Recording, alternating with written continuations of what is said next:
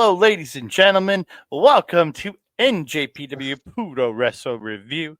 I am your co-host, 2/3 Andre C. Right over here, I've got my tag team partner. She's the crazy one of the two of us. She's the one that's going to jump off the really high ladder. It's Melball. How you doing, Melball? I am doing great, but you're just a big old liar over there, aren't you? Out of the There's two of us, no.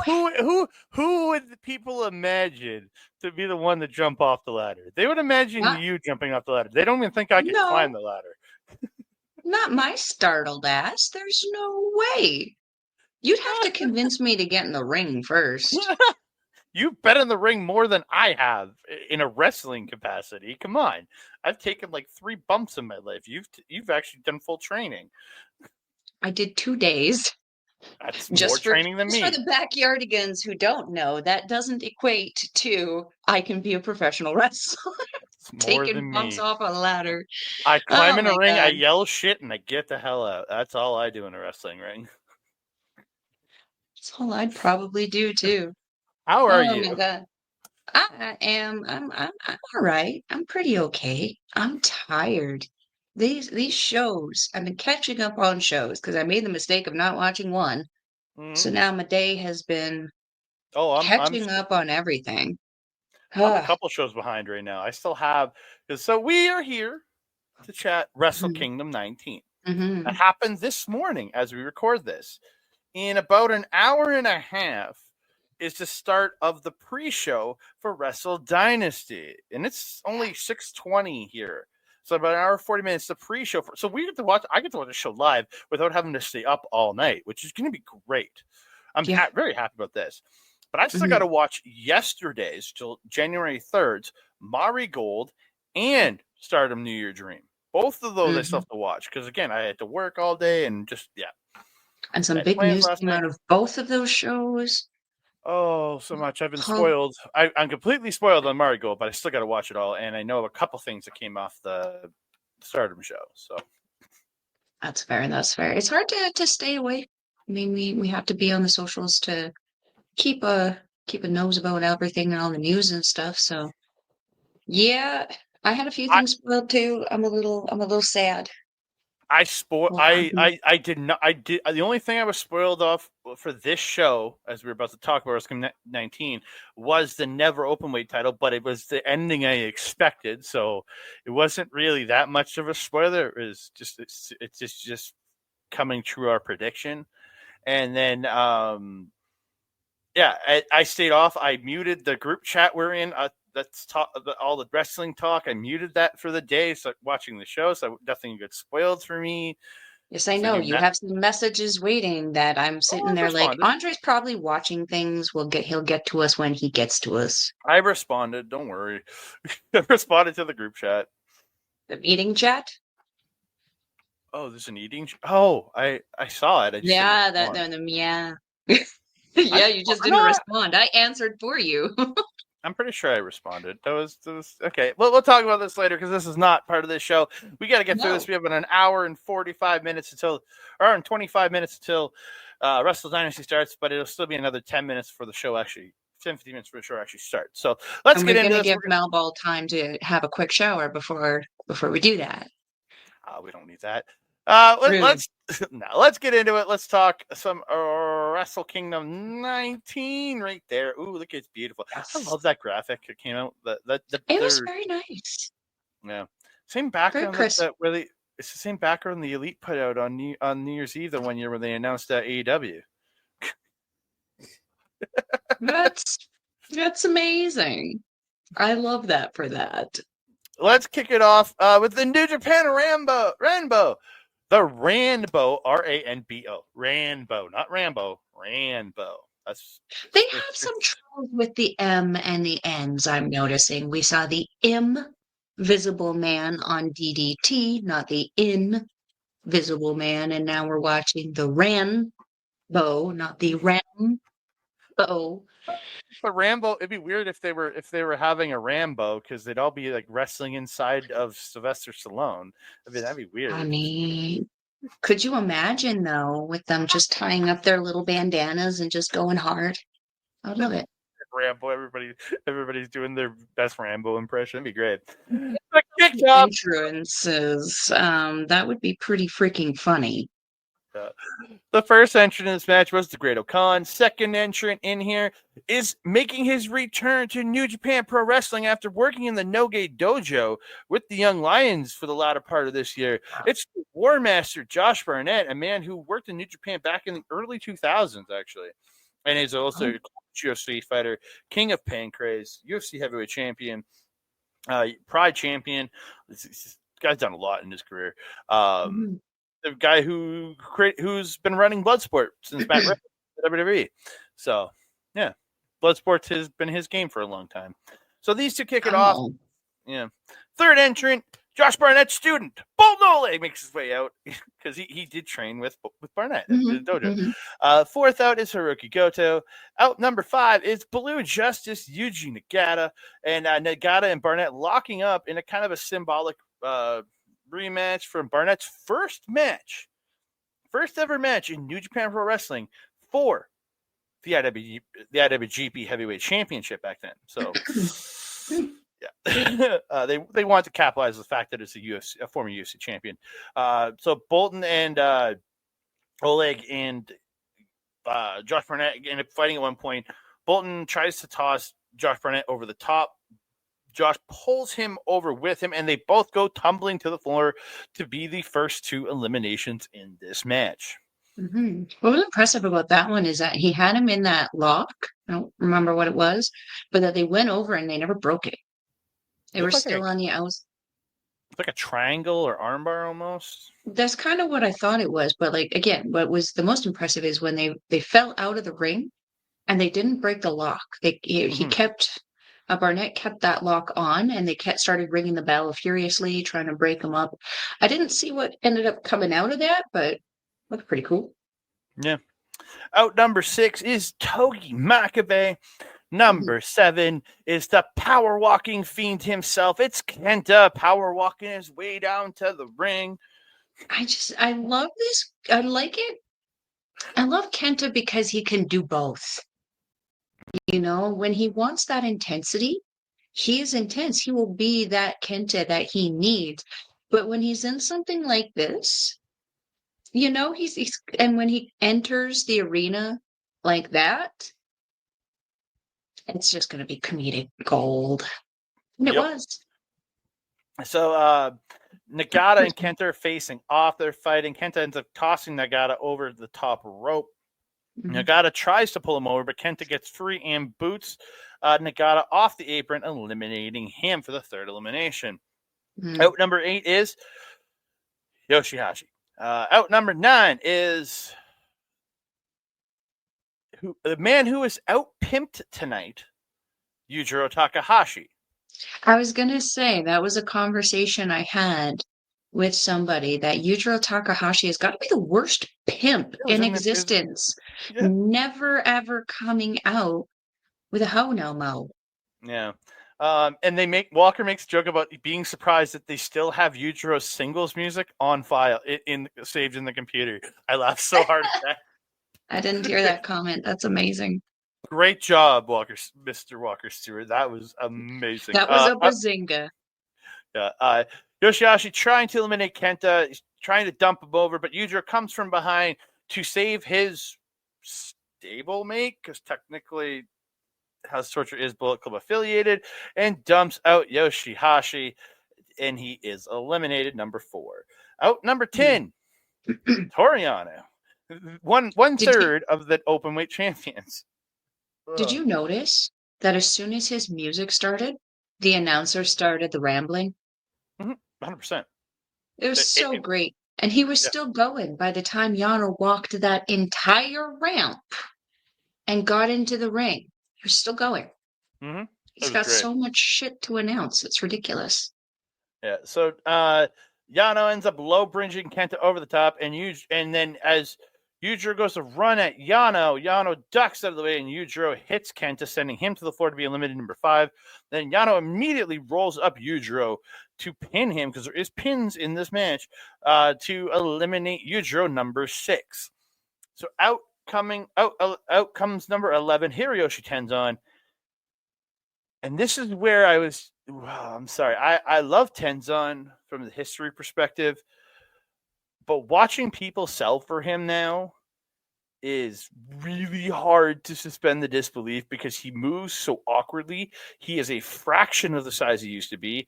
You can see that he just doesn't have, like, his chops are like, even when he's swinging as hard as he can, it's like, and it's just, it pains me watching Khan sell for him. Yeah, it was rough. It was rough. It was nostalgic, and the crowd popped. But this was definitely like the whole match overall kind of felt like it's showing off some of the new guys while being able to still give some of the vets a spot on the show. You know what I mean? Mm-hmm. Yeah. I missed writing a entrant here, didn't I? I did. No, not so. Who? No, I did, because there's an elimination of somebody. Yeah. At some point here. I talked about Togi Makabe, didn't I? Yeah, Never mind. you did. I did.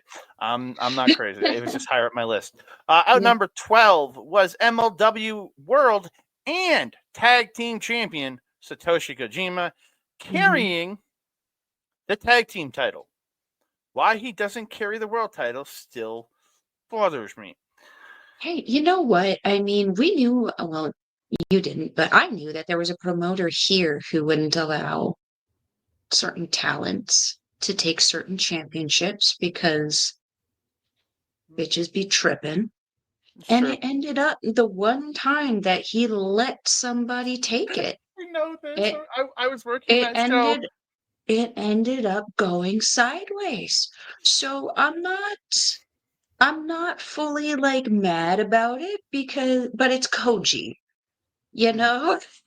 Yeah. What's he gonna do? Put some bread on it? He's not gonna do anything to that belt. He's gonna return it. He's coming back. So there's a spot where Kojima's holding Yano. Tenzan goes to the lariat, but Yano ducks out of the way. And Tenzan lariats Kojima, knocking him down. And Yano rolls up Tenzan for the 7th elimination. Yeah. So out number 13 is Tomoaki Hanma. Out number 14 is Cold-Blooded Sonata. A big fall from grace here from last year's main event to this year's pre-show match. I was thinking the exact same thing when he came out. I was like, well, isn't this an interesting change? Would we consider that a glow up? Because if I'm being honest, I like the character and the attitude a little bit better, especially given what we got in this. It was a lot more personality than we got in the main event last year. Yeah, it wasn't a glow down, but I wouldn't call this a glow up. I would just call this a glow. It was an illumination. It was an illumination. There you go. So Kojima does get the speed chops to Sonata in the corner. Then Makabe gets up and does 10 punches. This fires Sonata up because he's pissed. And technically, Togi Makabe has never been eliminated from this Rumble because he went through the center. He went through the top and middle rope, but he never came. He went outside. He attacked Khan, but then they just sent him to the back. They Teddy Hearted him. Yeah, they just okay. And then Sonata ends up low blowing Kojima right afterwards and tosses Kojima over the top to eliminate him. So out number 15 is Taichi. And Taichi and Sonata immediately start brawling. They brawl to the floor and all around. Out number 16, Stone Pitbull, Tomohiro Ishii. This is where Hanma and Ishii start with the strikes and the headbutts. And I was like, oh god, not the headbutts, because these are full skull-to-skull ones. Ishii finishes off Hanma with a brain buster and pins him to eliminate him. Out number 17, the final entrant at number 17. Great count. It's Alex Zane, the Sauce. Welcome back, Mr. Saucy. Look, we've known from few past Rumbles, both big and small, numbers are hard. Well, we were at one, and it was like a 28-person Rumble, I think, the one you and me were recently at. Yeah, and it originally started as like a 36-person one, and then as people wanted none of that bullshit, they dropped out, which is fair. Yeah, I agree.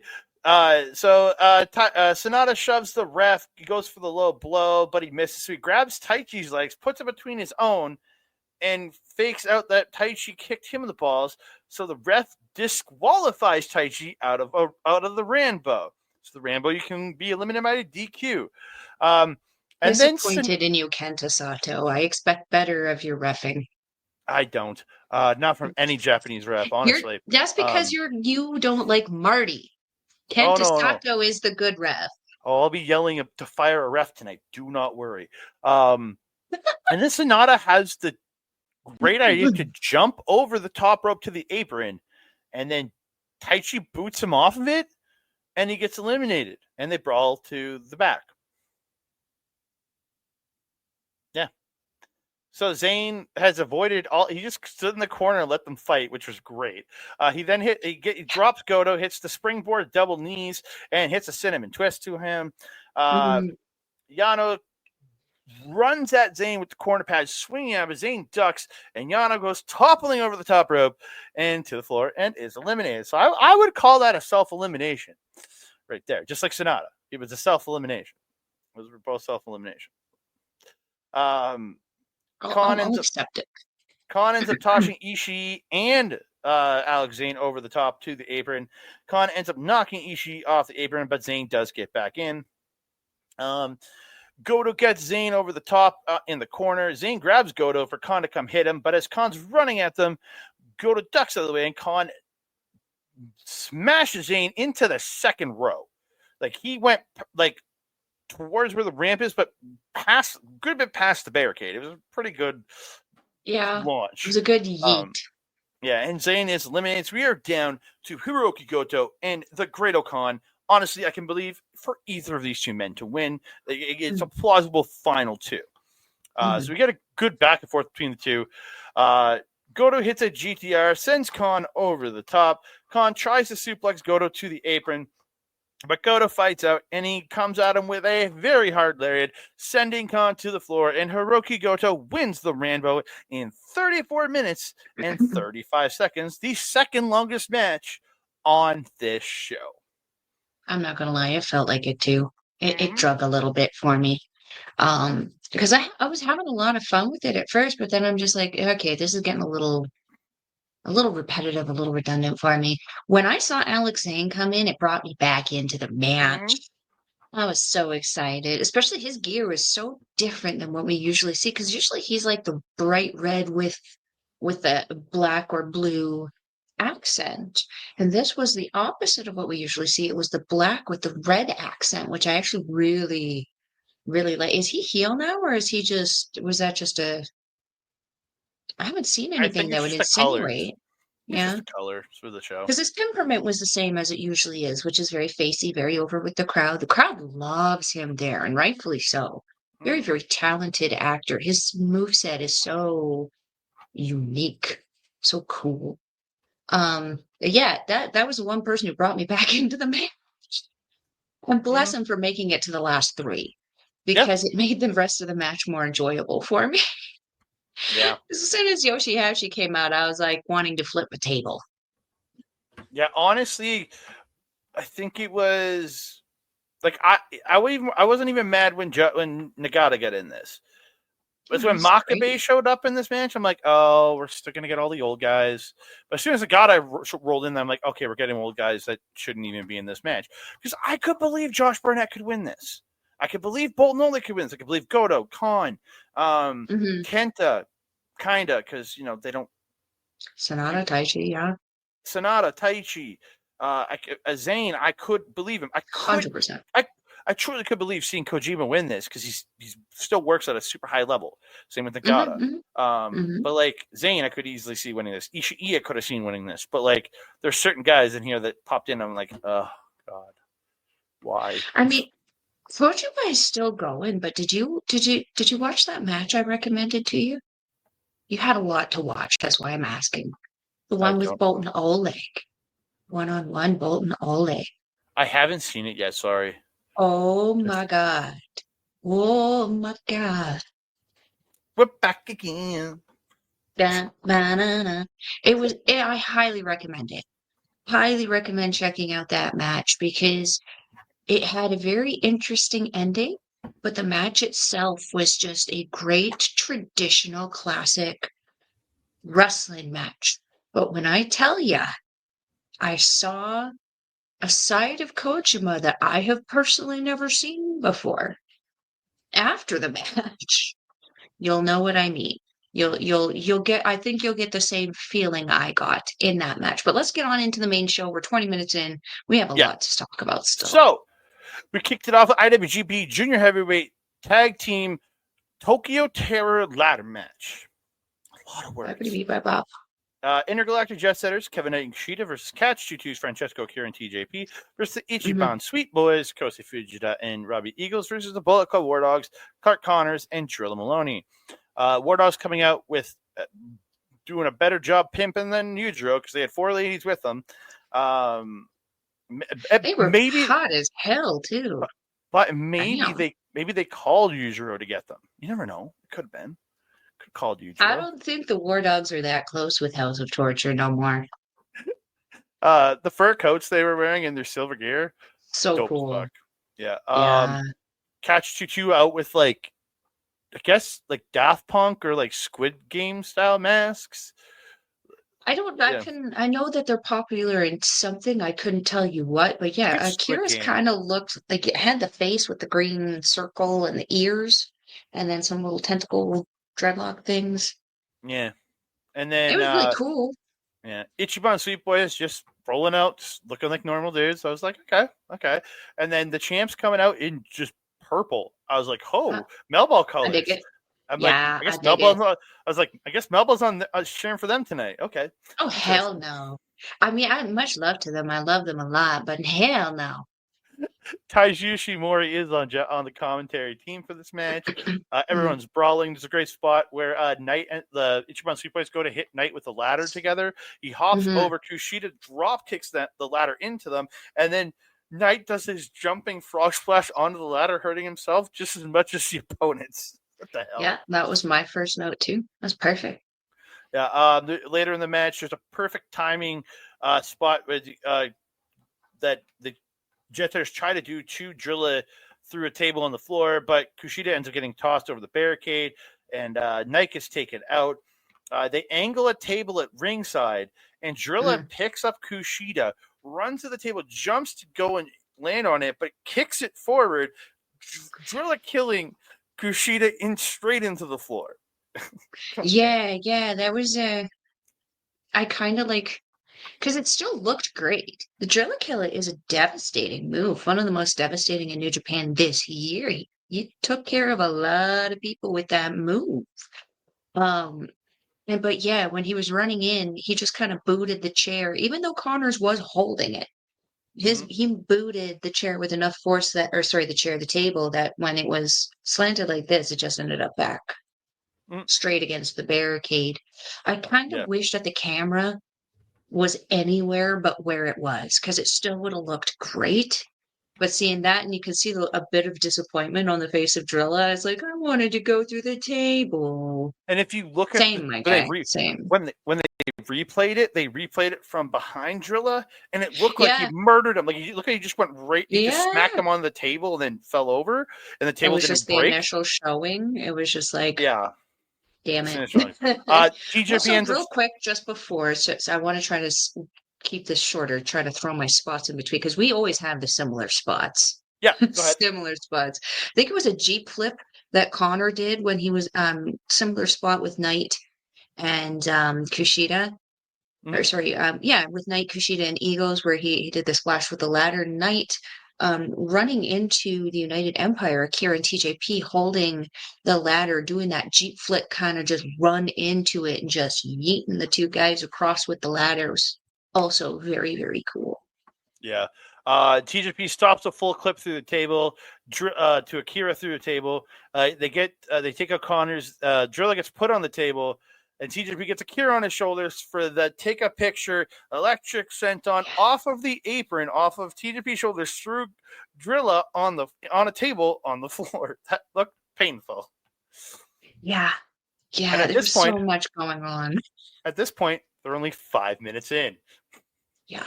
Also want to note, TJP has some really cool face paint on under his cool little electronic entry thing. I think leaning more into his Aswan character and the leader kind of status there. And I also really appreciate how Akira and TJP, they were wearing gear very, very similar to each other, as they always do, but they had those subtle differences that made the gear just them. I really, really liked how they looked. Very cohesive. Continue. Yeah. Knight sets up a big ass ladder, and they puts another ladder between the ladder and the ropes. Connors ends up getting put on the prone ladder, and Eagles comes out of nowhere with a springboard 450 to Connors on the ladder. I'm like, oh god. Another big spot where the two ladders are set up. Akira and Fujita are climbing up, and TJP climbs up under Fujita, gets him on his shoulders, climbs back down, walks around, and Akira comes off the ladder, hitting leaning tower to Fujita. Great spot. Yep. Perfect. Yeah. There's a spot where TJP missed Eagles when they're up top and hits at the final cut off of the top of the ladder through that prone ladder, breaking it at this point. Knight comes off the top of the ladder to hit this really rough-looking, perfect timing onto Drilla's legs. Yeah, and like, again, I wish the camera angle was anywhere but, because despite getting Drilla's feet, it looked underwhelming from the camera angle that we had. When they showed it from a lower level, it looked better. Because it was at a different angle, not right on the spot, and it was perfection. Yeah. It was perfection from the other angle. It's crazy. There's submissions in the ladders. There's an ankle lock in the ladder. There's Eagles getting getting his Romero special in the ladder, or his Ron Miller special in the ladder. Sorry, it just all this time, Drilla Maloney is trapped under said ladder. That point is important. Yeah, so and then Knight starts climbing up the ladder after everybody's fallen off, and Drilla just lifts the ladder up from underneath and just tosses Knight off the ladder to the floor. Just crazy shit. Crazy strength. That's how you get abs in your back. Drilla and TJP are up. They're fighting. TJP knocks Drilla off. Eagles comes up. He's fighting with TJP. Fujita and Akira then come up put a ladder beside them, climb up. They're all up top. They're all brawling. Eagles kicks TJP off the top. Akira kicks Eagles off the top. They fight over the ladder. Fujita ties Akira's feet into the ladder, pulls him over, holding him down, and pulls down the tag titles. And the Ichiban Sweet Boys are your tag team champions. I called it. Yeah, I know. Here's the thing, though. It ceases the importance. I mean, the tournament itself ceased the importance of it, but it ceases the importance of the tag league trophies. I personally would have liked my story better, where someone else, these motherfuckers, won the title, and then TMDK said, all right, but we won, and we want our one-on-one match, which we are entitled to. Because now this is just a very convoluted and just not awesome end of the year. Because the two most major tag team tournaments that were supposed to happen to this company had absolutely no meaning. Which is disappointing. I've been saying this for a couple months now. Yes, I know. Well, you started saying it. I agree with you. But at the end of the year here, this kind of ending with this match, that kind of ends that story. It's kind of them just kind of going, we're good, we're done with this. But it's like, that's I'm sorry, that's some RCW shit. That's some, dementia level amnesia forgetfulness that New Japan is not known for. We don't do that here, kind of thing. So I mean, I'm not mad about it. Not overly as happy as you are about it, but I'm not mad about it. Because in this situation, there was no wrong answer.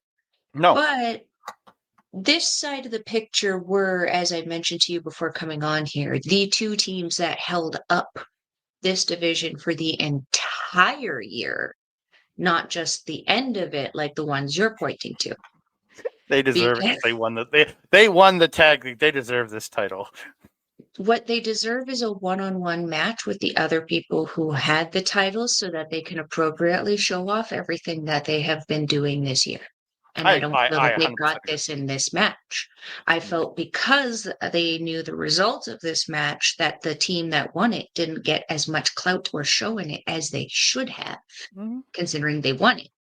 They gave these guys and jet setters quite a lot in this one. But you can note when we're going through it, there's not a lot of stuff where the TMDK guys are doing this stuff. They're taking a lot of it, but there wasn't a ton of spots where we said they did a lot of it, except at the end there where they were doing the tremendous technicality on the ladders.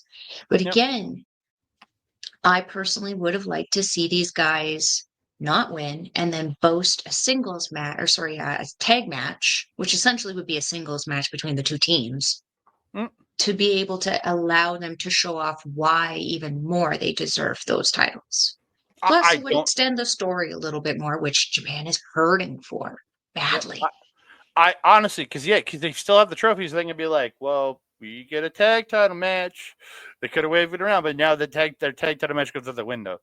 So because they're the champs now. So we move on. And my boys holding the belts. There we go. So we move on. IWGP Women's Championship match: Mayu Iwatani versus Azumi. Momo Watanabe at ringside on Japanese commentary. She will be competing tomorrow night in the International Women's Cup 4-Way, with the winner getting a shot at any of the championships in any of the 4 promotions they so choose. Yeah. I don't know if I heard the name right, but it's a Stardom ref. Bars Sasaki is the referee assigned to this match, I think is what he's the one who the crowd really, really likes over there. Oh yeah, but I'm just saying I don't know his. I heard Sasaki, but I think they said Bars. I'm like, that's a cool name, I guess. Lots of brawling at the start. Mayu spin kick. They're going back and forth. Each not quite high speed, but closer to high speed. It's like a brawling, like a heavy moves, high speed. I guess everybody hitting bigger, more solid moves. Mayu ends up rolling to the outside at one point. Azumi runs up, climbing up the corner, and dives over the corner post to Mayu Iwatani on the floor. There's an out of the corner. There's really good back and forth with these two. Mayu hits a super kick, hops up to the top, but her foot gets kicked out from under her. Azumi hops up to the top, and Triavo stomps her, which looked just phenomenal. Azumi back to the top, and she hits the coup de grace, but only gets 2. They're both trading kicks. Azumi hits this beautiful looking roundhouse. Mayu responds with a super kick. They both go down. Just crazy shit here. So Mayu gets drop kick in the corner. She goes to the top, hits a missile drop kick, goes back up, misses the moonsault, and Azumi hits a spin kick to the face. Now we hit 5 minutes. This is nuts. The Canadian Destroyer gets reversed into the 2-step Dragon Suplex, which gets reversed back into a Canadian Destroyer. Azumi then hits the Tiger Driver Canadian Destroyer because she underhooked the arms and did another Canadian Destroyer.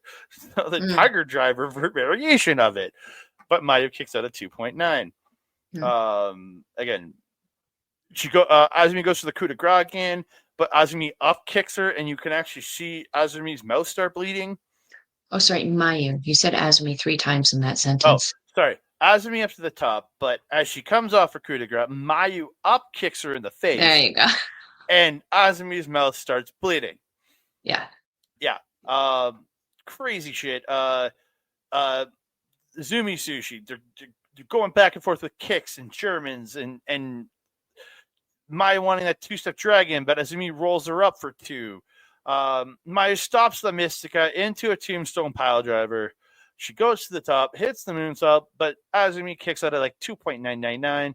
She then picks up Azumi, 2-step dragon suplex, and Mayu Iwatani retains the championship. in the shortest match of the night. Which was crazy because like this was the one match that unapologetically had my attention from start to finish. I just enjoyed it. I didn't take a whole ton of notes. So the only thing I have to say on this, okay, a few things. I call it the Neo Kitty. The Neo Kitty entrance gear that Azumi had for this show was just so cool with the neon lights and the ears. And I love her new gear and her new aesthetic since joining Neo Genesis. But yeah, that big dive that she hit to the outside, Azumi, was freaking phenomenal. So good. She's so tiny, but she's so aerial. She just flies. I also agree that the beginning felt very not high speed. They kind of worked their way up slowly into it, but overall, I felt like they never quite hit that high speed point, but they didn't need to. I felt that everything that they did filled the time perfectly. They were able to. I felt if they did too much more, that it would have been too much. It would have felt like a disingenuous match, if that makes sense. Last thing I wanted to say was, what was that thing that she did? Was it the Tiger Driver that you thought? She kind of did this like flipping pile driver thing. Was that the Canadian Destroyer? Well, it was the Canadian Destroyer. And then she went for it again, but double underhooked the arms and did a Canadian Destroyer with the pedigree style or whatever you want to call it. Like she double underhooked arms for the second Canadian Destroyer. I was like, because she kind of did that little hippity hop thing over top of it. Yeah, it was crazy unique, crazy different. And this is why I love Stardom Wrestling. They're going to hit you hard, and they make up for like the fact that they're very, very petite looking women by hitting you like a brick shithouse and doing some really cool shit. Yep. I'm very happy about this. I am not terribly happy about the result though, because me either. When I was listening to the commentary, I think they said that she's only had like 8 defenses, which was number pretty 9. cool. Yeah. So it's like, that being said, I know there's not a lot of big shows, but there's other big shows that are happening in other companies that this company is partnered with. So I don't know, maybe it's just because like Mercedes Moné is really womp, womp, womp in your face about her title run, which I love and appreciate because it brings attention to the professional wrestling and eventually Stardom. But I don't know. I feel like they're not putting as much effort into the IWGP Women's Championship as much as they are the New Japan Strong Women's Championship. Yeah, I would agree with that. I don't feel that it's Mayu's fault, but I feel that a refresher would probably benefit the title. Yep. I agree with you fully. I think this is the time to pull the trigger on Azumi being champion, but I guess not. Maybe next time. Maybe next time. Maybe not. The champion still retains. And we move on. 4-way match for the NJPW World Television Championship. Sold out Ren Narita defending his championship against the headbanger El Fantasma, the Imperial Unit Jeff Cobb, and the Grip Ryo Oiwa. Again, everybody's bringing those names back. I think I've said it before, and I mentioned it to you before, but I love the secondary name. The Sold Out, the Headbanger, the Grip's a little weird. Kind of like that one's going to take a while to grow on me. It's like the Gene Blast. The Gene Blast. Yeah. I still don't like Gene Blast. Well, because it literally is just another word for ejaculation, right? I literally just realized they need to be a tag team. The Grip and the Gene Blast just makes perfect sense. Oh, sweet baby Jesus. Oh, why am I friends with you? Because you love me. A big crazy shit to start. ELP gets a Tope Suicida onto Rita during before the match even starts. Everybody's fighting back and forth. Just everybody taking each other out over and over because again, everybody's trying to think. Oiwa does a teardrop suplex and Rita sending him to the floor. Then ELP runs Oiwa to the floor. ELP goes for the dive but gets caught by ELP. He goes for the tour of the islands, but ELP rolls him up for 2, and then ELP grabs the hand, goes for the rope walk, but Cobb pulls his hand away and punches ELP, knocking him onto the 2 on the floor. Like perfect. Like coffin Perfect drop style. timing. Yeah. Yeah. And then you see Jeff Cobb look. He smiles. And he's like, oh, and he starts running, hits the other side of the rope, comes back, and launches over the top for one of the biggest Tope Con Helos I have ever seen. It is not fair that this man can wrestle the way he does, can do moonsaults, and can do Tope Con Helos. Yeah. The moonsault was one thing. Fair. Yeah, right? The moonsault was I one could suffer that insult. I could suffer that. But a Tope Con Hilo.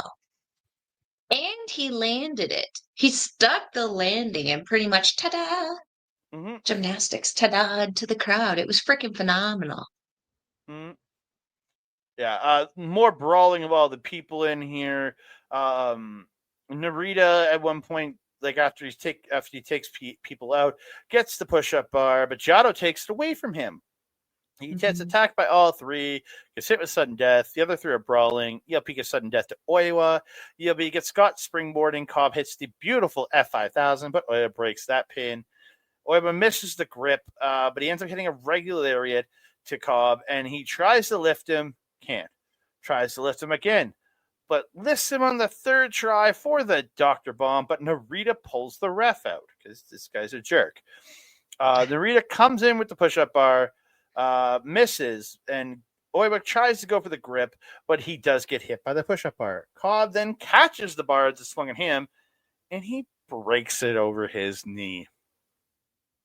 Goodbye, push-up bar. I never have to see you again. Get a better weapon. He goes to a thrift shop and gets another one. Just get a better weapon. Narita goes for a double cross. As he jumps, he's caught and flipped into a tour of the islands. 1, 2, off the springboard with the swanton as ELP breaking up the pin. Then over the top, hits a plancha to Oiwa on the floor to take him out, and then comes back up, springboard into Thunder Kiss 86 on Ren Narita for the win. Yeah, buddy. I'm happy with this. I predicted Cobb for this one, but I'm happy for this. My original prediction was Oiwa, but when I put my Instagram prediction thing out yesterday, I did circle ELP to win because I made the prediction before he was added to the match. So, That's fair. I liked how these guys, all 4 of these guys, just flowed so effortlessly together. At no point in time was I worried in this match for anyone's safety, for the story, for someone being pinned. This match was a great roller coaster. I expected it to be good, but I feel that ELP was like the cherry on top that made this match the absolute perfection that I felt that it was. Talked about that. There was that one point where in the corner confusion, as I wrote down, where Cobb ended up power bombing Iwatani, who was suplexing ELP off the top rope there. That was just, again, crazy the spot Doom was there. great. That Tower Doom was great.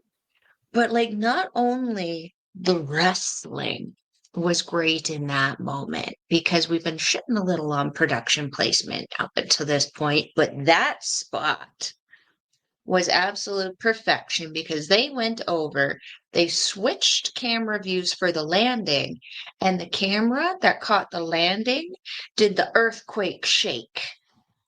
And then focused immediately on ELP's face, who's selling the ever-living hell out of it. Everything about that moment in this match, I was like, this is why I watch wrestling. That moment right there was so perfect from start to finish for everything that I needed it to be. I loved it. Sudden Death by ELP Onowiwa was heavy. That was the one that I actually wrote down. Yeah, when it looked really stiff. Um, Springboard Crossbody, Dr. Bomb. Okay, after when the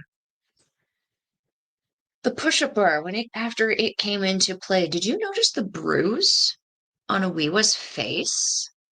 He got caught. Right under his chin, from the tip of his chin to the back of the jaw. The whole thing was very purple. He got nailed. These are the risks of the job, but man, he still kept going. Yeah, this was a really fun, very impressive match. I actually expected to not really enjoy this match. I expected there to be a lot more shenanigans than there were. I am so happy that there wasn't, because it made this match so enjoyable. It was the perfect combination of heels and faces. Yeah, I agree. From this match, we go to a shenanigan match. Oh boy! I have one note on this. I'm not really going to talk too much in this. Lumberjack death match: Hiroshi Tanahashi versus Evil.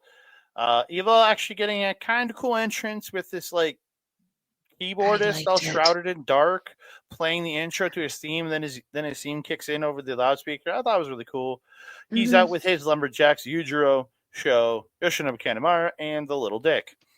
Then the Ace rolls out and is looking fly as always. Out with Team Ace, or Team Tanahashi, whatever you want to call them, Master Wato, Bolton Oleg, Toriano, not surprised with those two because those are his tag team partners as the six-man champs, and Tiger Mask. Yeah, not surprised. So Team Hantai Chaos. Team Ace. Team Hantai Chaos. Yeah, Team Ace. Again, this match was everything you expect it to be. Lots of bullshit. These guys are getting tossed out. House of Torch attacking Tanahashi a bunch. Evil's biting the leg of Tanahashi at one point to keep him, when he tried to skin the cat back in. He bit his calf. I was like, what are you doing? Yeah. They spray paint Watto's chest with which HOT, and it didn't even look right. It just looked like a bunch of scribbles. I didn't realize it was until later. I thought it was Japanese font. Yeah, it was supposed to be HOT. Didn't know what was happening. I just thought it was some kind of, but it's supposed to say HOT, but I don't know. It's their second language. We'll let it go. Evil does the home run spot with a chair around Tana's neck, hitting to the fences. The ref gets beat up. We get addicted at contact.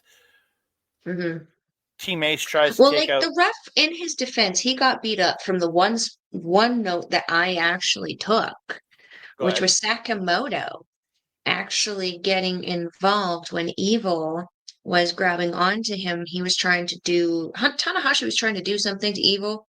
Evil grabs Sakamoto, and Sakamoto goes, "Fuck this shit." And he cuffed Evil. Oh, yeah. And Tana fed him into a sling blade, I think it was, after that point. Yeah, that was why the ref got taken out, because the ref laid hands on Evil, and House of Torture took offense. Yeah, Kenta Sato eventually takes over as the ref in this match. We get Tana hits and everything is Ace in this match.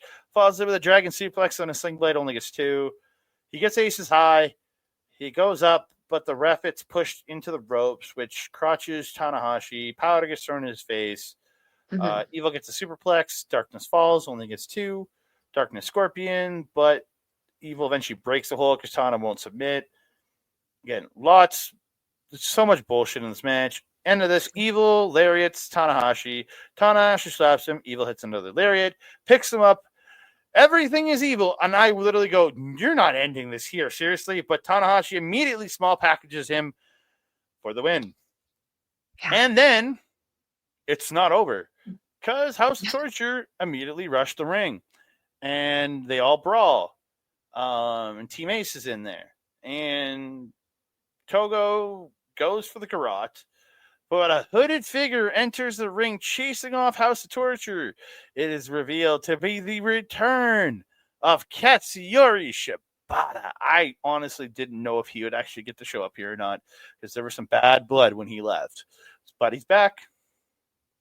I mean, yes, there was. There was some bad blood, but the president wasn't this president, was it? Mm-hmm. True. It was a different presidente. Which is why when people ask me, do I ever think I'll see Kota Ibushi back in New Japan Wrestling, 100%. I say absolutely. Because it's not the same people. It's like the same people. I feel like there's a bigger chance of seeing someone like Mercedes Moné back in WWE, even though I know a lot of people don't want that. There's a better chance of seeing her back in there now that the dementia era seems to be long past and that there's someone there who would actually value her. So yeah, I like this, and yeah, tell us what it's set up. So Shibata helps Tanahashi up. He asks for a mic, and he says, if you're not tired, how about we have a match tomorrow? And Tanahashi says, I've never been tired. Let's do this. So it's official. There's Tanahashi versus Katsuyori Shibata. Yay! This will be fun.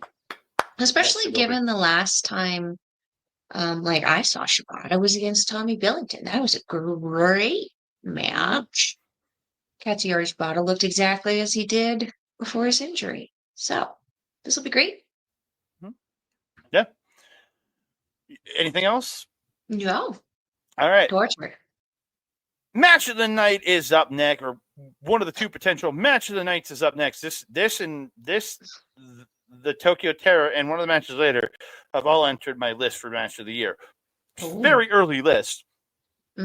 International Championship and the Never Openweight Championship are on the line.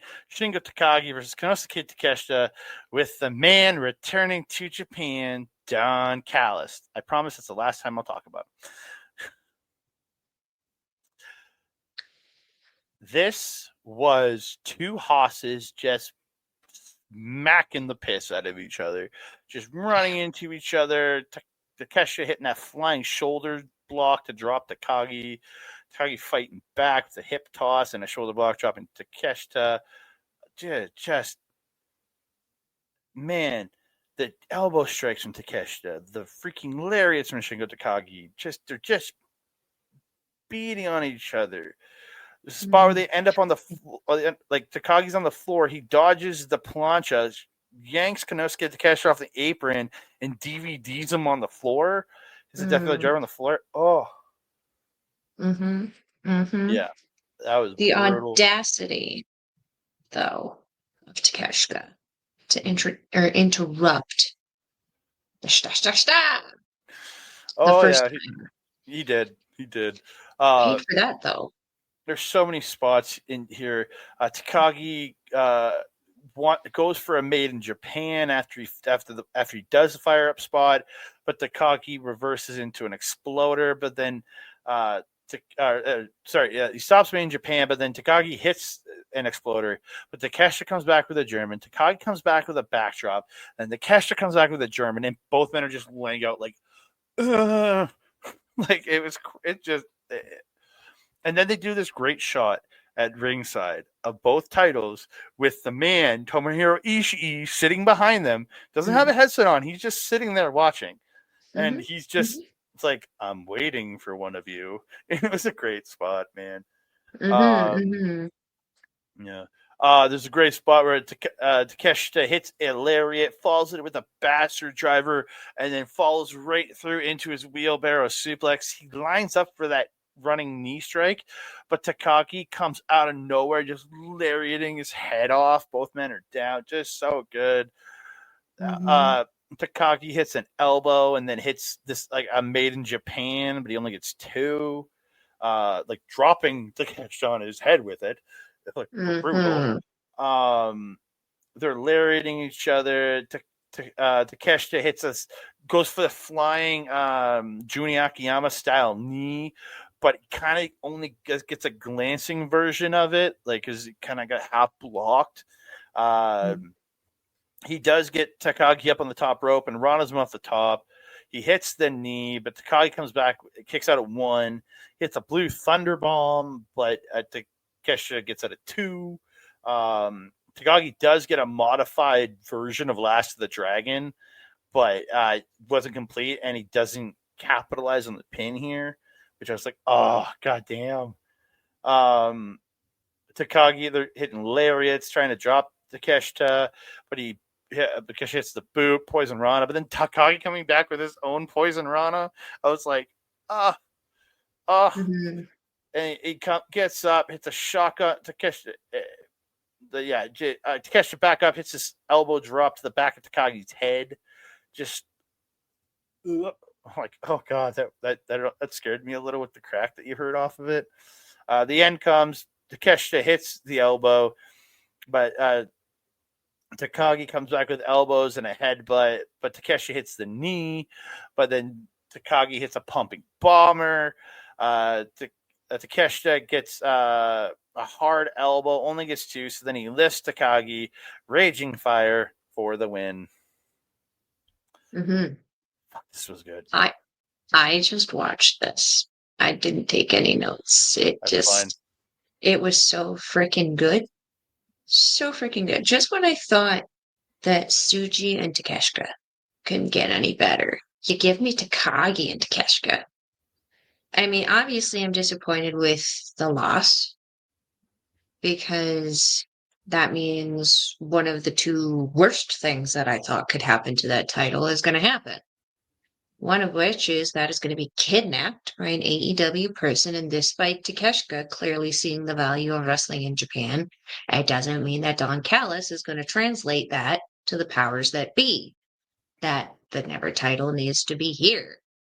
So, and especially when we don't get the IWGP Women's Championship regularly, we don't get the New Japan Strong Women's Champion being defended regularly.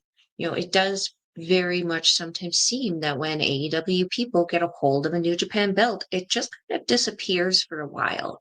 It's like if we don't want to have to actually care about a title for a bit, you put it on someone in AEW and they go away and they just hold it on TV every couple of weeks or maybe on ROH. And then we eventually see it back like 4 or 5 months later when they decide that they don't want it anymore and it's lost enough value.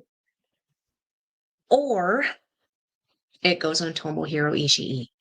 I love Ishii, but I don't feel that he's a person to carry a title anymore because I don't know what he's going to do with it. All he's going to do is defend it. And that's not a problem, but he doesn't have somebody to really talk for him in the meantime, I'm concerned about the future of this title. I don't want it to become the hot potato title just because we've lost the KOPW one now. And the other factor is I don't see Ishii winning tomorrow is the fact that the AEW title is on the line again tomorrow. So Takeshi ain't dropping that tomorrow. If we lose a title because of your bald-headed boy there, I'm not going to be happy. Don't blame Don. Blame Tony. Don't blame Don. Blame Khan. I blame both of them because I guarantee you Don is the translator and business maker in which I know Takeshita can talk, but I know that he's probably not as fluent in business aspects as Don is. So Don is obviously a mouthpiece for him in more ways than one, and not just as a loudmouth manager at ringside. I bet you he's a business guy for him too. I really hope again that they see the value in sending him over here and defending this title and it's AEW one, because let's be honest, AEW kind of needs the marketing too. They should be filling those stadiums, so maybe Takeshita can be the one to do it for him. Hopefully. But I don't want to have to sacrifice our titles to do it. Yeah, I agree. We move on. IWGP Junior Heavyweight Championship match is Doki defending against El Desperado. Doki has an entrance with this weird long-haired guy who's all dressed in white. I think they said he was like a demon of some kind or some kind of spirit. Japanese folklore spirit. I don't know. It looked I thought it was cool. Looked like he had freaking I was very confused. I thought it was Doki at first, and then Doki I appeared. did too, and I was like, why isn't he wearing shoes? I was so confused. They did say that the 11 of the last 13 title defenses of this title at Wrestle Kingdom have been title changes, so the odds do not favor the champion in this match. And the last person to successfully defend was El Desperado. Quick start. They're flying around. Just avoids the Tope Suicida. Doki then eventually does knock Desperado off the apron, hits the Tope Suicida. They're fighting around the outside. Doki hits this rocket-like Tope Suicida. Despy hits to Doki on the floor after he ran him into the barricade. And he hits the barricade with his legs, and I was scared that he just Eddie Kingston himself, but he didn't. Thank God. Yeah. They brawl around. They both get back in at Mel's not least favorite number, 16. They're smacking each other really hard. Doki hits an enziguri. Desperado reverses a whip into a spine buster. Doki pulls a Doki Choki. But Desperado reverses into the cloverleaf. But Doki does get to the ropes. Daybreak is caught at one point, but Doki reverses the suplex and Rana's Despy to the floor. Desperado does the dive, but Doki goes to the top and he hits the Doki bomb to the floor and dislocates his elbow. Yeah. As soon as he landed, I was like, no, not the wiggle. He wiggled. When you land as an athlete, there's that moment where when you go completely rigid and stiff, you're either going to catch yourself and it's just going to stay there, or you get this little wiggle, this little tiny wiggle. And as soon as he wiggled, there was no way to go, and the bone just went out. Yeah. So the referee calls an end to this match essentially by forfeit due to injury. And El Desperado is your new junior heavyweight singles champion.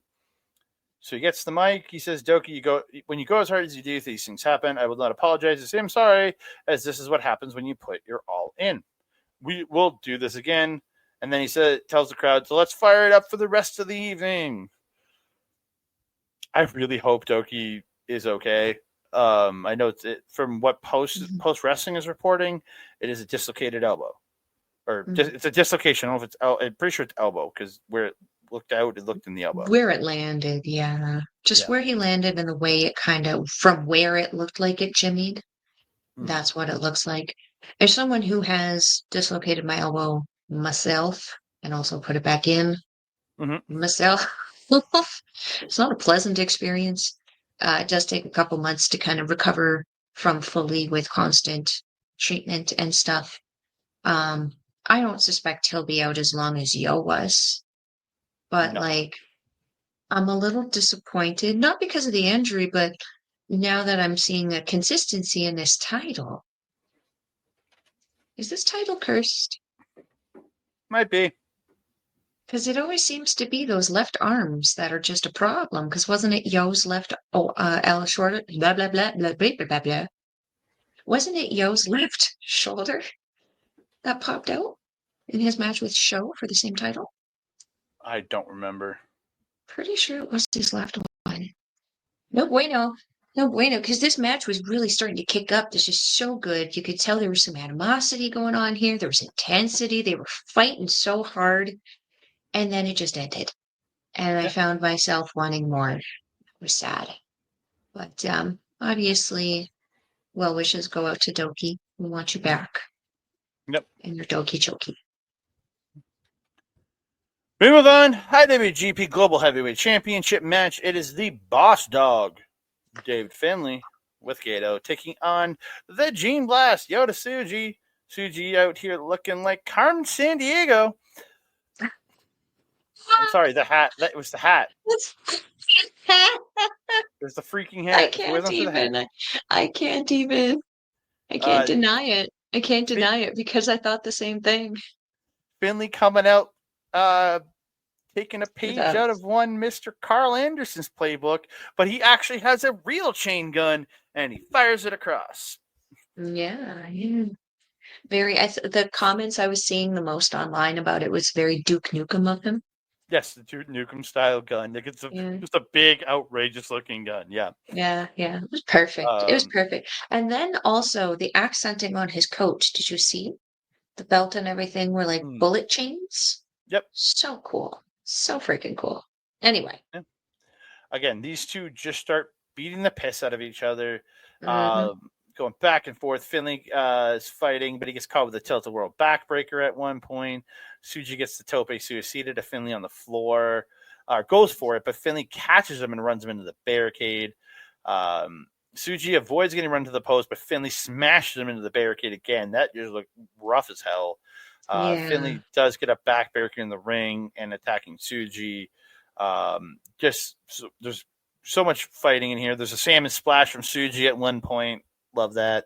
Tsuji ends up running Finlay to the floor, hits the Fosbury flop over the top to Finlay on the floor. That was just beauty. So good. They're fighting around at ringside at one point. They end up in the announcers area. Finlay clears the table, hits an Irish curse through the table. But Tsuji does make it back in at Mel's favorite number, 19. Did he? I thought it was 18. No, it was 19. I heard the 19 count, so I laughed. I'm like, haha, I can write it down. Rude. It's 18, I don't care. If it's like 16 or 15, I can say it's not your least favorite number, and 19 is your favorite. Do some cardio. Move faster. So Finlay gets in control. He hits a suplex immediately, gets an elbow in the corner, but Tsuji comes right back, suplexing Finlay into the corner. Tsuji gets Finlay up at the top. He gets knocked off. He comes back up with an enziguri, goes up, goes for the Rana, but gets power bombed off the top for 2. Then Finlay does one of the most impressive feats I've seen him do. He just lifts him up, Dominator, lifts him up, second Dominator, lifts him up, third Dominator, but only gets 2. I was like, holy crap. These two just, again, there's an overkill attempt. Tsuji ends up rolling him up. Just so many good stuff. The knee strikes in here. The Marlow crash misses. Finlay hits a power bomb, then a buckle bomb, then another power bomb into a jackknife pin. But Tsuji kicking out like 2.9999. Tsuji just finally gets the Rana into the corner and the running knee to the face. Hits Marlow crash, but only gets 2. Great reversal of the Gene Blaster here into a cutter by Finlay. Just great spot. And then he hits Trash Bandit into Oblivion, but he only gets 2. The overkill gets stopped. Finlay gets his own Gene Blaster. Overkills, reverse into a stunner. Tsuji hits a Gene Blaster, but Finlay gets a foot in the ropes. And I'm like, oh my God. Like, this is just perfection. So the finish comes. Tsuji with these big strikes. Finlay responding. Tsuji hits a headbutt. He hits the dropping him. He hits the curb stomp. Lines up a Gene Blaster, but gets caught into like a gator roll. And Finlay lifts up, hits overkill, but only gets 2. And the announcer's saying this might be the first time somebody's kicked out of overkill, because this has been a very protective move for David Finlay. People kick out of Trash Panda into Oblivion and everything else, but this move has been protected, which is kind of perfect for a big match like this. For somebody to finally get that kick out means something here. Unlike an Os cutter. That's my fun. I love him, but everybody kicks out of that now. Finlay gets a black slide, lifts him and rolls it through and lifts him up, goes for overkill, but the knee gets caught. Tsuji gets a pop up into a knee, hits the power bomb, 3-point stance. Gene Blaster. And we have a new global heavyweight champion in Yota Tsuji. Told you. I called him too. Told you. Yeah, this was awesome. This was also, aesthetically speaking, my favorite gear from David Finlay. The camo and black accents with the War Dog logo. It was so cool. Perfect evolution gear for him. I love that little sequence that Tsuji does with the hook, the pull down, and then the curb stomp. It's just the 1, 2, 3, boom. I love it. You know what I'm talking about, right? That you made a confused face. It's the back. No, I was looking at something else on my screen. Sorry, I was scrolling to find something, but I was listening to you because where he hits the backbreaker, slams him face first down, and then stomps his head into the ground. Yeah. Yep. Finlay avoiding Tsuji's first tope and then tossing him into the apron was really cool. Just because it wasn't so perfect as it would have been, for example, for someone like Jeff Cobb, who would have just perfectly caught him and just yeet. There was a little bit of a struggle and a runaround where everything just looked so perfectly natural, organic in the moment. It worked out really, really nicely. Backbreakers by Finlay. I'm really noticing that seems to be his go-to, just in general, just backbreakers in general that he does are so vicious and so mean and just so good. I really enjoy watching them. Okay, Salmon Splash, the Tri-Dominator and then the Tri-Bomb kind of thing. Noticing that Finlay really likes those threes. Kind of does things in threes now, and I'm kind of digging it because if the first one doesn't work, if the second one doesn't work, then the third one hypothetically should. Unfortunately, that wasn't the case when it came to Tsuji. I love how Finlay's character work has evolved, especially in the last half of this year, even though he was absent for a chunk of it. Because he went from being someone who he would sell in the ring, but he wasn't selling so much. He wouldn't be showing any kind of desperation or any kind. He's the only emotion he would kind of show is that bragging, that arrogance, where he's in the corner flipping off the crowd. I'm the best, like all this kind of stuff. We saw Finlay start to get frustrated, starting to scream a little bit more. I don't know if it's because Tsuji tends to be a bit of a screamer and yell a lot and all that kind of stuff. But I felt that we saw a little bit of character development and frustration coming out in David Finlay in this match as it was starting to wind down. Maybe a little bit of desperation that he might know that he might not be able to kind of contend with this monster that is Tsuji. And in the end, unfortunately, he wasn't able to pick up that win. I'm not mad about this, obviously, because I called it. And I think that this is a great opportunity for Finlay to kind of regroup because he had this title for a very long time. This title was pretty much made for him. And though there was some, we'll call it muddling in the couple months after this when he dropped it to Nick Nemeth, got it back. Yeah, I really do feel that this year coming up is going to be a year where we see David Finlay really batten down the hatches on the Bullet Club and start to make a bit more of a push throughout the world and not just in Japan. But selfishly, I hope that the focus is Japan. What I really hope for David Finlay this year is he's going to be a guy that can work with Zack Sabre Jr. on a couple of the big shows to really help cement Sabre through the year so that Tsuji can be the guy you build up and give him the G1 so he is the one taking the title from Sabre at Wrestle Kingdom next year. Oh. Yeah. Big dreams. Again, I just think it'd be really cool to see Tsuji kind of have the year built and you can use Finlay in a really good spot because he's over as hell as a heel and he can be a good guy to work with Sabre this year. As one of the challengers throughout the year, maybe even a couple times this year. Well, Bullet Club is one of it's the only big kind of heel something in Japan right now, much like Hate is in Stardom. So, yeah, absolutely. You got a lot of really good heel guys to work with, but David Finlay, I think, stands to gain the most from it, as well as Tsuji in something like that. We just need to hope that they can get someone who can help translate that story. Because Kato's been doing all right, but it's very obvious that there's some stretched thinness happening in certain areas that could use some improvement. Yeah, I agree. Yeah. So we move on to the match that underwhelmed me the most this evening. other than the Evil and Tanahashi match, because I didn't expect anything from that match. And I really thought, thinking about it, listening to other shows, this match would have been great a few years ago when it was supposed to happen, but COVID.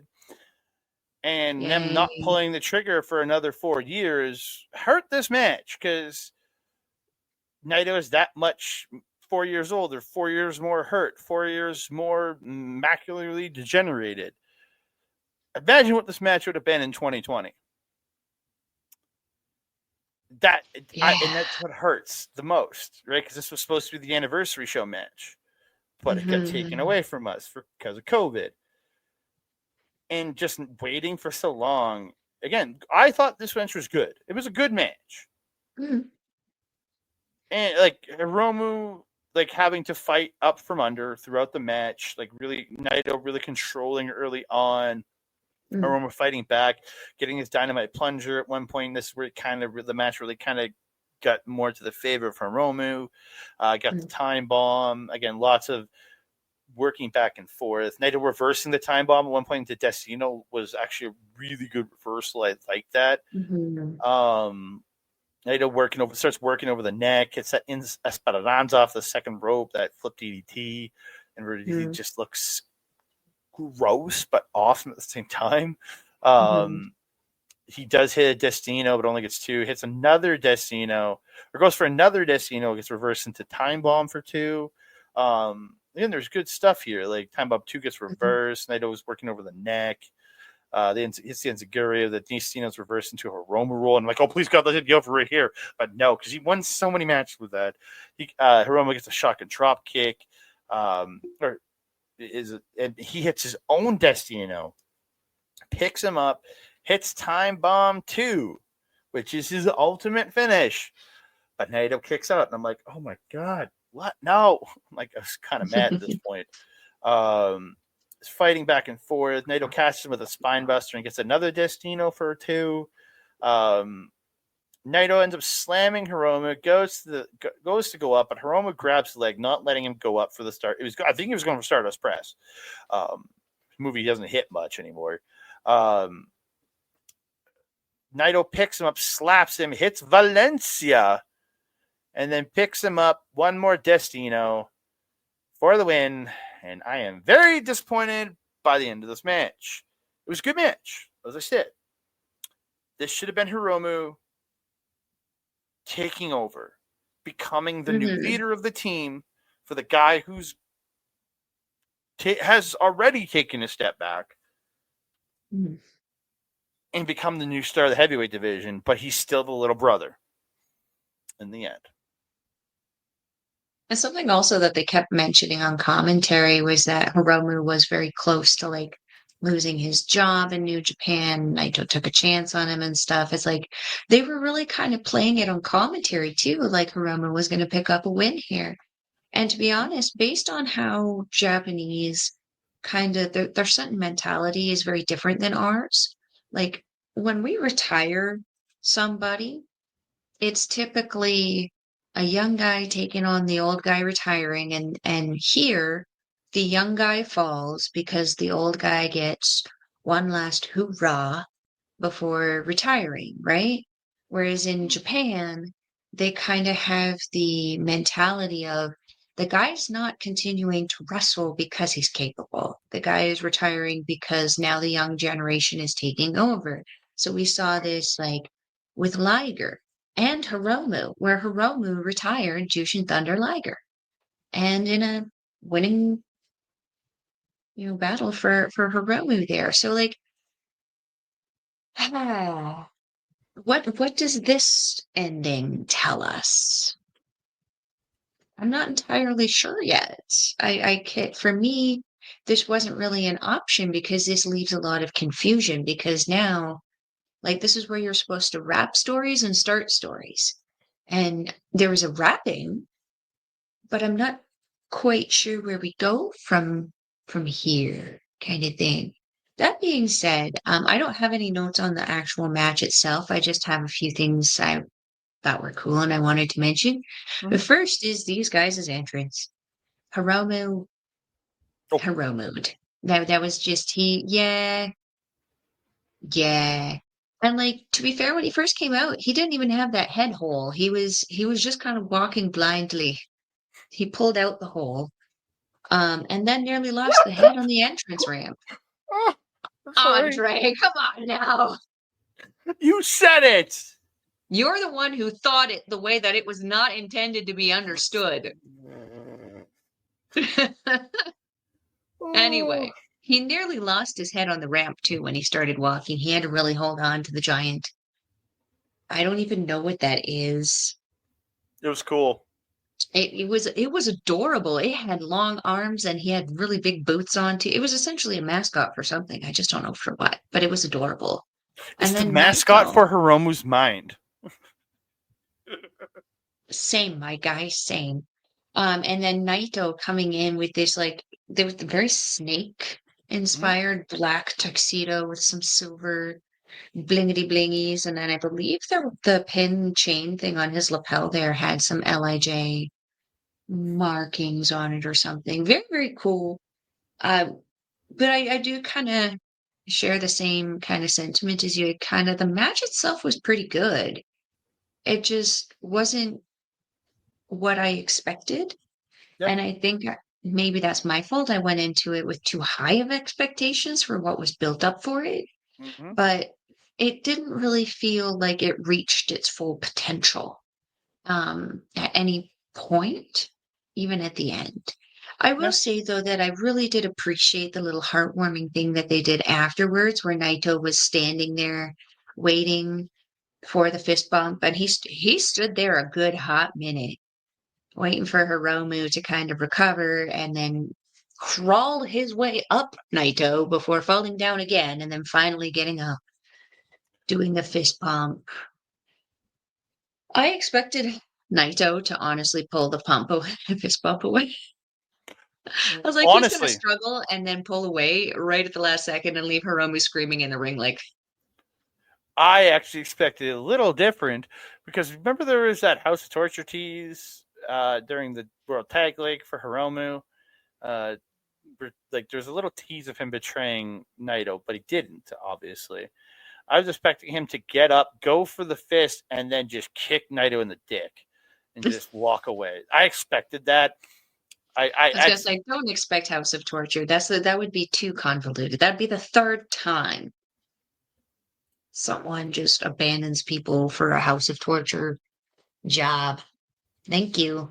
Next. Yeah, I don't think anybody truly wants that, but I don't know if he's going to abandon for House of Torture, but I figured he was going to kick him in the dick just to fucking get his heat back or something.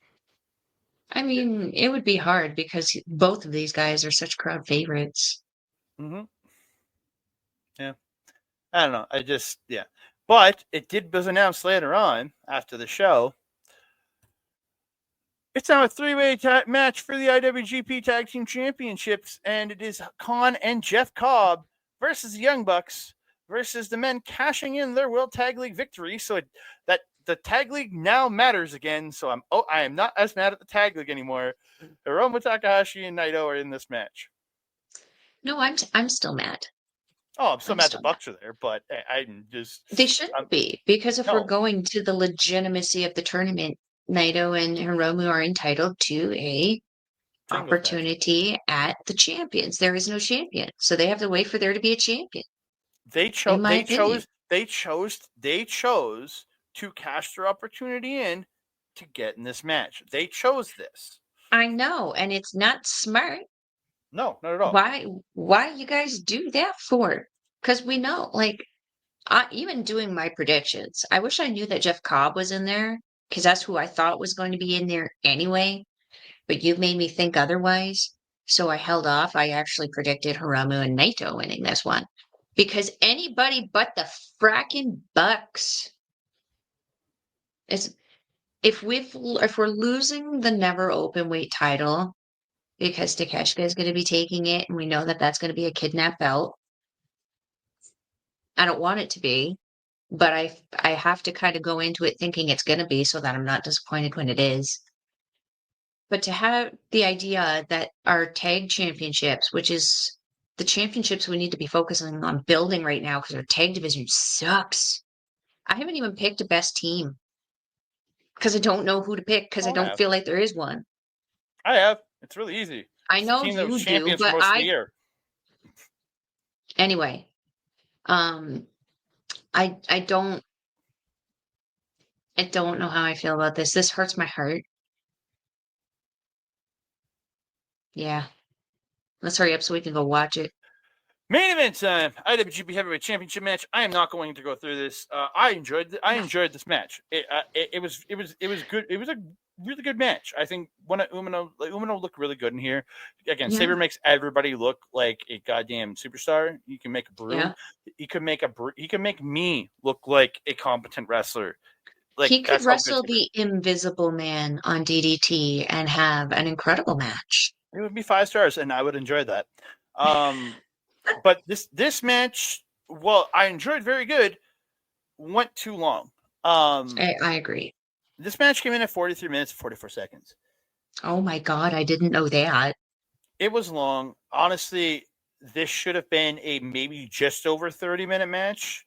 Yeah. There was a bunch of fluff in here that couldn't take it. I still really enjoyed this match, but its length took away from it for me. Mm-hmm. And it honestly, if this was about 12 minutes shorter, it might have entered one of my best matches of the year category. Oh. But because there was, I did too. But it's a really good match. But compared to the other 3 matches on this show that I put on my list, it's not quite there. The ending makes me happy, but I got to look at it from a certain perspective of it was good. It was a really good match, but I can't say a really good match was my match of the year because I think at least 2 of these matches on this show were better than it. And I love me some Zack Sabre Jr. Again, good match. I thought chain wrestling between these two was good. Both men's fire, because the more this match went, the more Sabre got fired up, the more Umino got fired up. These two were just killing each other. And like before I knew it, 15 minutes had passed. I was like, oh my God. And then I heard the 25-minute call. I'm like, oh my God, this is great. I'm like, okay. And then I heard 30 minutes. And then I heard 35 minutes. And I was like, okay. Okay. I think I know why I didn't know it was this long. Why? I was on a phone call at this point while watching the show. So again, I had the TV on mute. These two were beating the living piss out of each other. Like there were so many good spots. Like again, they were doing such good stuff. There's so much in this match. And there's one particular spot. Umino is stomping the head of Sabre in the ropes. It happens. And the ref comes over to pull him off. And he grabs the ref, his father, and throws him across the ring. That should have been a disqualification. So Red Shoes should fire Red Shoes. He's not doing his job properly. That should have been a DQ. He's favoring his son. There was also the spot where he'd been in the hold, and he legitimately, eyes closed, was doing nothing. That should have ended. But again, I'll let that one go. But this was an obvious disqualification for throwing the ref across the ring blatantly. Fire Red Shoes. It's back. My Fire Red Shoes is hashtag Fire Red Shoes. You're always hating on him. When he doesn't do his job, I'm gonna shit on him. The great spot where Umino reverses a move of Sabre's and hits it. A beautiful looking Emerald Explosion. Falls there with a Blaze Blade to the face. Great spot.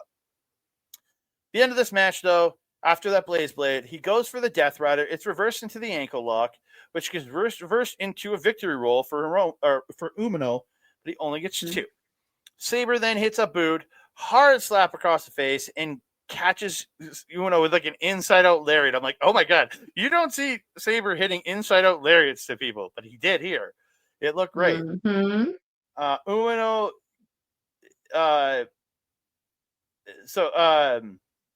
Umino comes back with his own inside-out lariat, taking out Sabre. He lines up in the corner. As Sabre gets up, he runs, but his ankle gives out, and Sabre runs over and just kicks him in the face, picks him up. Zack Driver only gets 2, so he picks him up. All hail the king, the All Hail the King Gotch style pile driver. Shout out to his mentor, Minoru Suzuki. Picks him up. Sabre driver, which is the cross-leg Michinoku driver. And Zack Sabre Jr. retains the championship. Yes. New music for him too. Umino was not ready for this title. I don't care what anybody wants to say. He was not ready for this belt. But he did a really good job in this match. Because we have to emphasize for the sake of Andre's excitement. He's not saying that because he's a mark for Zack Sabre Jr. He's not. Because Zack Sabre Jr. I am. You are. Yes, you are. But you're not saying that just simply because. We have been noting this lack of evolution from Shota Umino since his return over a year ago. It's not, he's not ready. He's not making the right growth in the right direction because he's still got these like weird little micro feuds going on throughout everything. I mean, this whole thing going on with who are they? I was calling them the tadpoles for a bit because I didn't know who are they. Death Riders. Yeah, them. He's still kind of culmination of tonight. We get him versus Claudio tonight. Yes, I know. Let me get it out.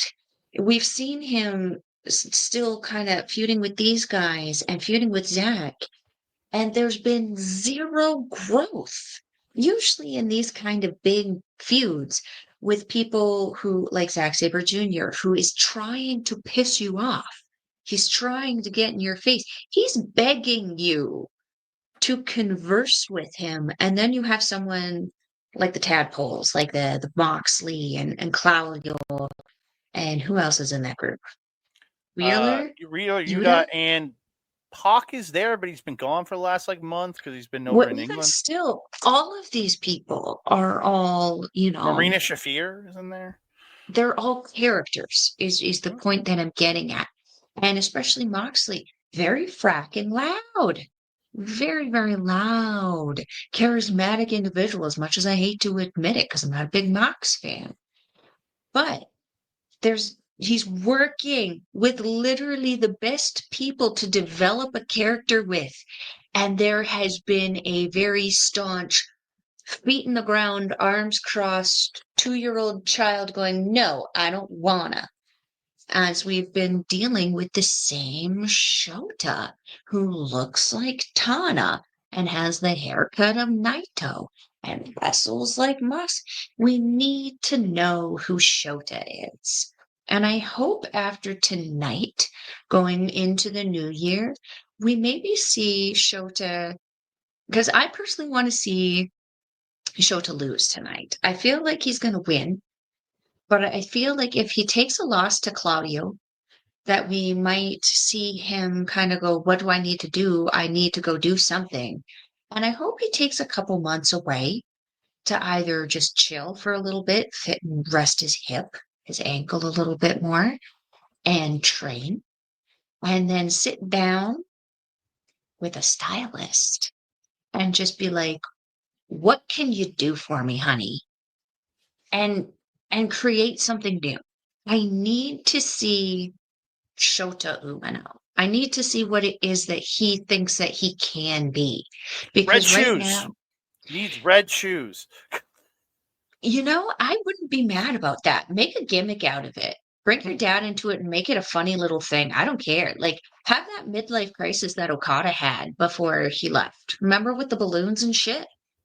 Have that. Why the fuck not? Be the mental breakdown guy. Bring public awareness to things. Start dressing up like Pookie and Death. I don't know. Steal another gimmick. Andre would appreciate that. I'm sure he probably thinks Shota's a bit of a clown. Very much so. So post-match, Sabre gets the mic. He says, you're not the ace yet, but you impressed me here, and I'll be waiting for you again. I am the winner, and I will win tomorrow. Happy New Year, everybody. Enjoy tomorrow, and this is the year of TMDK. Again, this is all translated by Charlton live on there. Yes. So again, I just got little things. But yeah. And then he sits on the apron with his boys. And two of his boys now have gold. Let's go. Yeah. But yeah. Well, we're missing a few people, but Missing 3 people, but Well, if I'm 2 of those people, I'm a little pissed at this company. Me too. I'm pissed at this company already for not having those 2 as champions again, but that's bad booking. Yeah, Gato, fix it. Yeah, but we've come to the end of another episode of NJPW Poodle Roast Review. There will be another one out in the next couple days. Dynasty, we will have a review. It's just we're not sure when we're going to be recording. We have a recording with A+. We have a recording with A+ tomorrow, so I don't know if we're going to be able to get this one, Dynasty in. And then Melville's got a live show on Monday, so probably won't be able to record it till probably Tuesday. But there will be another episode coming out for covering Wrestle Dynasty, and then we're going to have our debut show of Did You Noah next week for the Noah pay-per-view. We'll have a review of Dream Review Mario will return with a review of First Dream. We'll try to get a New Year's Dream review out there at some point, but that might just be in Japanese Wrestling Update next week. But yeah, we'll get you covered. We'll get you covered. So, you can find me on the X and Blue Sky at That Canada Guy, TikTok, Instagram, and Threads at That Canada Dude. You can find me on Facebook at Andre Melball Wrestling Talk and our YouTube page, youtube.com/at Andre Melball Wrestling Talk. You can also find us over on our partners, A+ Productions, where you can hear us all in audio form. And please go over to aplusproductions.com to get the RSS feed for the wrestling. And you can also get their sports feed and their entertainment feed. Well, you can also go to Facebook and join the A+ Productions Facebook page and chime in with a bunch of great people. So, you can find me on our local establishment on Twitch and YouTube. Come check us out over there. Japanese Wrestling Update on Friday. I'll be there Sunday morning. I guess it'll already been past when you hear this episode. There every Sunday for the prediction show, whatever it'll be after the season's over. And I'll be back on Japanese Wrestling Update on Friday with Melba Chat Wrestling. And Marvel Talk, lots of that coming. And one more shout out, Mike the Ref, youtube.com/@backburger video, simulcasting all of our stuff. Thank you so much, sir. You can see him live on Twitch at twitch.tv/Mike the Ref for his gaming content and his AEW watch alongs. You can see replays of his gaming content at youtube.com/@backbreaker_gaming. Melba, where can they find you? If you're wanting to follow a Melball, you can follow her on the X thing at Collins Melball. You can follow her on everything else, Facebook, Instagram, TikTok, Mastodon, and Blue Sky at Melball Collins. You can also find me on our local establishment programming, as Andre mentioned, Japanese Wrestling Update every Friday at 8 p.m. Mountain Time. Unless it's not, we'll let you know on social media. I will be on Mondays on our local establishment with the Women's Classic Wrestling Show with the talented, natural Astrid Pizarro and the beautiful Auntie Collins, where we are currently reviewing the Manion Classic from 2017. We have just entered round 2, second round 2 now, so I believe it's episode 6. So we will be reviewing that on Monday, so come on down 8 p.m. Mountain Time to hear that. What else? You can also find me on Astro Pizarro's YouTube channel where we do our show, Latest Wrestling Showcase. Stay tuned to our socials to see when that bad boy is coming out next. If you're wanting to watch any NJPW, we will leave a link in the description box below. It is njpwworld.com. It is, how much is it now, Andre? $14.50 Canadian. So, 15 Canadian, so Sean's beers and a half. Like 10 American. What the frick was this? Broken Heart. No, this is broken. What is it? It's the Grinch's heart. It's going to go 3 sizes. Anyway, Sean's beers and a half, 15 Canadian, to subscribe to NewJapanWorld.com. If you're wanting a taste of some of the matches that you will be experiencing, all of their TV title matches are all free, including the one we talked about tonight. So you can go on there, take a gander at all of those, check out Zack Sabre Jr.'s TV title run before he got the IWGP big title, and then subscribe, because it's definitely worth it. Andre, my trusted friend and colleague, do you have anything else to say to the beautiful people? I just want to say thank you all so much for tuning in. If you are listening on A Plus Productions, thank you so very much. If you do want to hear this in audio form, go to aplusproductions.com, add the RSS feed for the wrestling feed to your podcast catcher of choice, and also go over and check out the Facebook page, A Plus Wrestling on A Plus Productions on Facebook. And if you are watching on our YouTubes, whether it's on Andre Melball Wrestling Talk, whether it's backbreaker video, thank you so very, very much. We really do appreciate you. Please like the video, subscribe to the channel, comment down below. Don't forget to share us out to all your friends, family, and just crazy people who like ginger ale. I'm one of them. And don't forget to hit that notification bell so you can be alerted every time we drop a new video. Bingo.